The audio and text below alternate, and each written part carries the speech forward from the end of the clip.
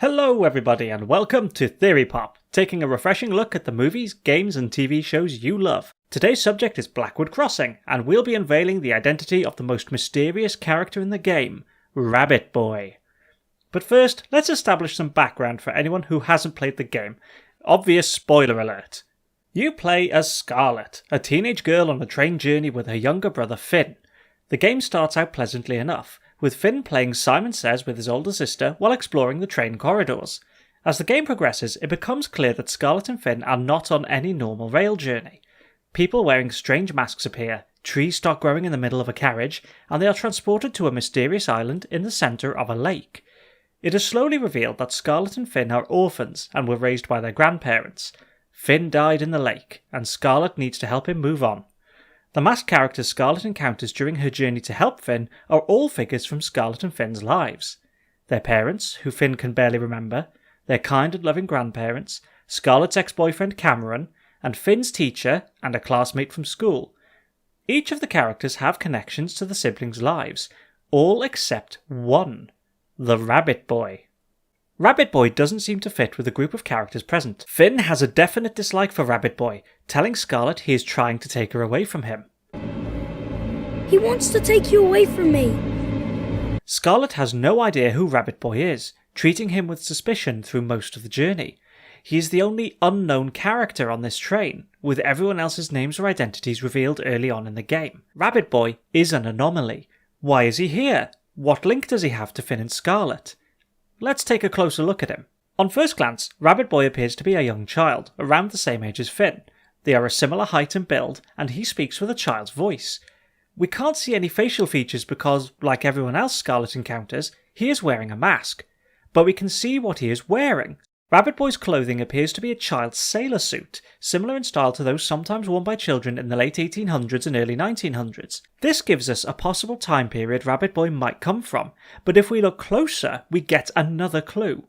On the sleeve of his shirt is an emblem that appears to be the letter W. But why would a child from the Victorian era be sharing the same train as Scarlett and Finn's family?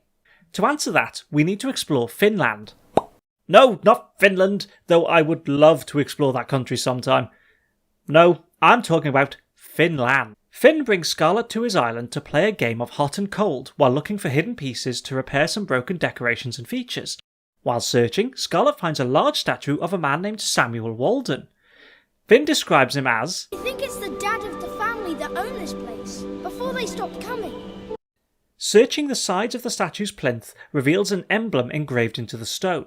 This is the same ornate W symbol we see on Rabbit Boy's sleeve. Rabbit Boy is a member of the Walden family that once owned Finn's island. So now we know that Rabbit Boy is a part of the Walden family, but that doesn't explain why he is present in Scarlett's journey to help Finn. How did he come to be Scarlett's guide in the first place? Sadly, Rabbit Boy's tale is a tragic one. On the route back to Finn from the Walden statue, a small stone marker stands to the left of the path.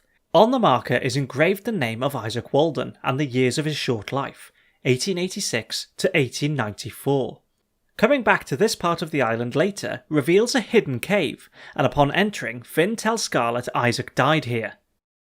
He died here, you know. This memorial to Isaac Walden, who died on his family's island at the young age of only 8 years old, is a tragic mirror of the death of Finn just off the island's shore. This is Rabbit Boy's link to Scarlett and Finn. And this reveals the history of the island itself. It was a getaway spot for the Walden family. They built a folly at the top of the hill, commissioned a statue of the father, installed a fountain and a gazebo for the family to enjoy. They sailed there by boat, attested to by the dilapidated boathouse and Rabbit Boy's sailor outfit. Isaac, likely playing in the caves, tragically died in an accident. The Walden family put a memorial marker near the spot where he perished, but could no longer face returning to the island and left it to decay. When Finn's raft sank off the shore of the island so many years later, Isaac's spirit awoke and tried to help him move on. Finn, not knowing who this other child was, gave him a rabbit mask. The masks of those he remembers tend to have human features. Those of his grandparents, his teacher. Even the pig-like mask of his bully has a human-like spit of curled hair. Only those whose faces he can't remember have an animal mask. His parents, and Rabbit Boy. Rabbit Boy, unable to help Finn move on by himself, guides Scarlett in the task of aiding her younger brother and granting him peace. This has been Theory Pop. Thanks for watching. Hey YouTube, thanks for watching. I hope you enjoyed this Blackwood Crossing theory video. If you would like to see some other theory videos, you can watch my Bendy and the Ink Machine theory by clicking the box on the left.